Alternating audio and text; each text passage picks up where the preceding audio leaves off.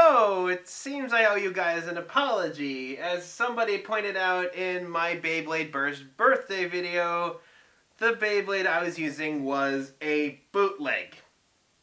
I guess I should have been more suspicious of the ominous music that played when I picked it up.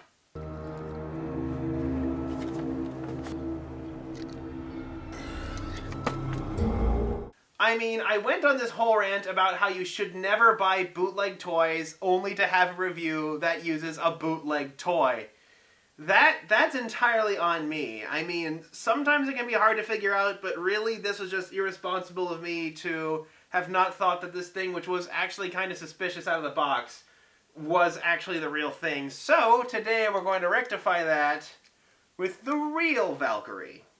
Hey everybody, this is Kodak here, and let's talk bootlegs. I know I kind of talked about bootlegs before when it came to LEGO products, but I think, especially after this incident, I need to talk about it some more. First of all, thank you to whoever pointed out to me that this thing was probably a fake. I mean, I was kind of suspicious of it before, but really being told that this thing is kind of a bootleg was very important, and I do very much feel the need to go on about this. Now, bootleg toys are actually a pretty immense problem. There are so many out there, especially in the digital age, where you can order a product and somebody can say they have the legitimate brand by posting pictures of that you can get from any press kit and say that that's the item you're buying, whereas that's really not true. I mean, you could go and you could say, oh, hey, look at this statue. It looks so good, and wow, that's way cheaper than I thought it was going to be. And then it arrives and you're like, whoa! What is that? It's not gonna kill me in the night, is it? But that's the thing, you're buying a lower quality product that is usually made by a less scrupulous company that didn't have to invest all the money necessary into developing the molds and the parts in order to create this in the first place. A lot of the bootlegs you see are like anime figures or Lego sets, or just don't even get me started about the problem with scrapper pins and Disney pin trading. So, of course, the big problem is, especially since you can't really try before you buy on the internet, how do you tell when something is a bootleg? Now, if you are shipped a bootleg when what you are sold claims to be a legit item, you actually can make a complaint and have it sent back for a full refund. An easy way to tell if something is legit is if it comes in the original packaging, which, in the case of the new legit Takatomi Beyblade, it thankfully did. That makes it a whole lot easier. The fake actually came in like a smaller cardboard box. Although I didn't find that too suspicious because a few shippers I know actually do send things without the box to save shipping. I mean, that's been the case with all of my Enlightened products, but particularly on AliExpress, the people who are still legit sellers will offer to send you the box as well, although that will typically cost a bit more. Another way you can tell is if they flat out say it on the eBay post that I bought from. Aww. And one of the ones suffering the worst from this is Beyblade, because Beyblades are extremely easy to duplicate because of the fact that they are pretty much single, solid color pieces of plastic. They are really easy to knock off, so there have been a ton of knockoff brands around it, which actually kind of brings an interesting dynamic between these two tops. First of all, you can tell almost immediately that the Takatomi one on the right has a much more vibrant color scheme. You can more clearly see the detail of the Valkyrie's helmet through the crystal clear plastic, something that the bootleg doesn't really have. The bootleg is a bit hard to see through, and it doesn't have the painted eyeball. Also, the bootleg stickers are regular stickers printed on a white sheet. They don't have any of the clear plastic parts that you can see on the official Takatomi Beyblade stickers. The official Takatomi Beyblade stickers being clear allow a lot more of the rich blue of the plastic to come through. And you can even tell that even the blue is sort of different. Like, the one on the fake top is a paler color, and it actually kind of has the marbled effect of somewhat poorly mixed plastic. The top attack disc is also thicker on the bootleg for some reason. Even the metal disc has some obvious differences. The metal disc on the Takatomi one has a star printed on it to indicate that it is, in fact, a high-fidelity mold, whereas in the bootleg one, you can tell that it is a whole lot more rounder and less properly molded. You can tell it's, frankly, an inferior casting.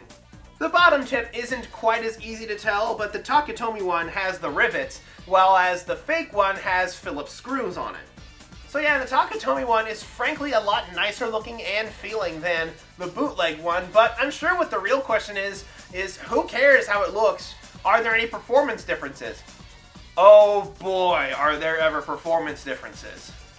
When it comes to performances, the bootleg one is frankly no match at all. You can particularly tell this with the ratchet mechanism that keeps the burst top together. Now, with the Takatomi, you get a nice stiff click. You get a real feeling of strength behind this click here that tells you that this top isn't going to fall apart easily. With the bootleg top, the ratchet winds so simply, it's more like adjusting the arm of an action figure than it is assembling a top. You can tell just how much flimsier this ratchet is. It will just not hold at all. This top, the Takatomi top, is made out of a much harder, higher quality plastic that holds the ratchet together better and is able to produce a more aggressive and satisfying movement. Even the launchers have some surprisingly large differences to them. The fake one, for instance, the letters Beyblade on the top are actually extruded from it, whereas with the real launcher, they're actually carved out. Also, with the legit launcher, once you pull the ripcord out all the way, the wheel will stop spinning in order to eject the top, like you would expect with every standard Beyblade launcher, whereas the counterfeit one actually continues spinning after it's been pulled out. Here's something else I actually just noticed, in that the parts that are the bootleg parts will often say they're made in China, while the real ones say they're made in Taiwan. Also, the counterfeit launching pieces have this sort of yellow tinge to them. I wonder why. Ew. As for the grip, well, the grip is, well, a grip. That's really kind of hard to screw out. I gave it a good wash.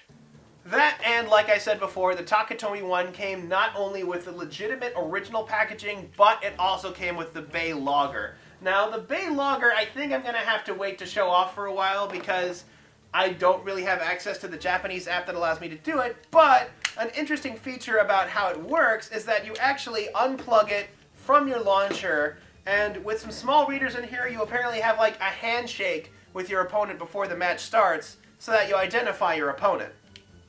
Now, while looking at these, I actually thought of something kind of interesting, because here's the thing, in the case of a normal knockoff Beyblade, a lot of the kind of problems can be ignored because everything is bolted together. In this case, the bootleg products are absolutely and totally inferior to the real deal. Suddenly, the Beyblade burst gimmick makes complete and total sense. This is Takatomi's attempt to shake off the bootleggers. From a business standpoint, it is a brilliant plan. It creates these sort of exciting battles and also makes a gimmick that the bootleggers can't easily replicate without having to invest in higher quality parts. It's a brilliant idea.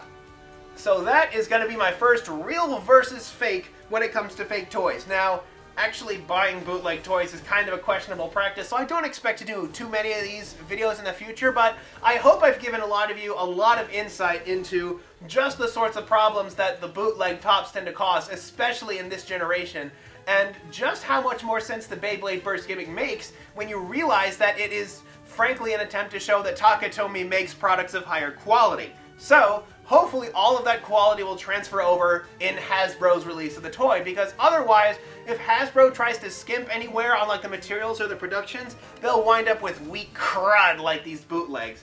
So, that's a look at real versus new Beyblade Burst, and until next time, this is Kodak signing off.